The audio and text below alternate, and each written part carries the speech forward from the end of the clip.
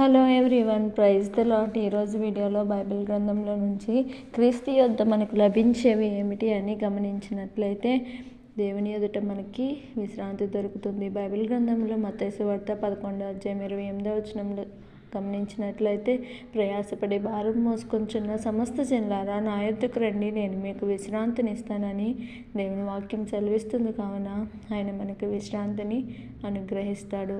రెండవదిగా చూసినట్లయితే విముక్తి కలుగజేస్తాడు.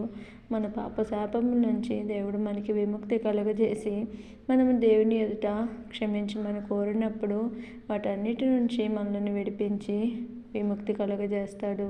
మూడవదిగా చూసినట్లయితే పరిపూర్ణ సంతోషము. ఆయన సన్నిధిలో మనకి పరిపూర్ణ సంతోషం దొరుకుతుంది. కావున ఆయన సన్నిధికి వచ్చి మనము దేవునితో సహవాసం చేసినట్లయితే దేవుడు మనకి పరిపూర్ణ సంతోషమును కలుగజేస్తారు. నాలుగవదిగా చూసినట్లయితే ఆనందము. ప్రతి విషయంలో దేవుణ్ణి ఆశ్రయించినప్పుడు అన్నిటి నుంచి మనలను కాపాడి ఆనందంతో మనల్ని నింపగల సమర్థుడు. ఆయన ఎదుట మాత్రమే ఆనందము, సంతోషము మనకి దొరుకుతున్నది.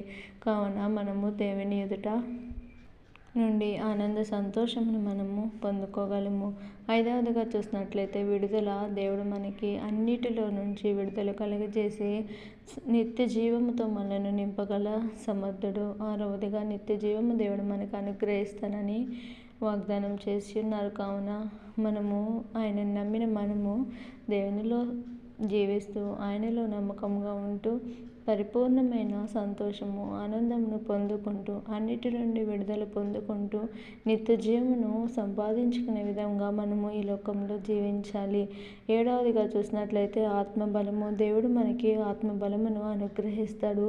ప్రతి విషయంలో ఆయనలో సంతోషపడుతూ ఆనందిస్తూ మన ఆత్మలో బలం పొందుకుంటూ దేవునితో సహవాసం కలిగి జీవించినట్లయితే దేవుడు మనకి నిత్య జీవమును అనుగ్రహించగల దేవుడు.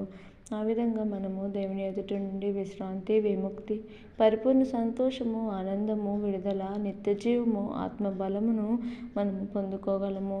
దేవుడు మనకి అట్టి సహాయము దయచేయనుగాక. Amen. Thank you for watching.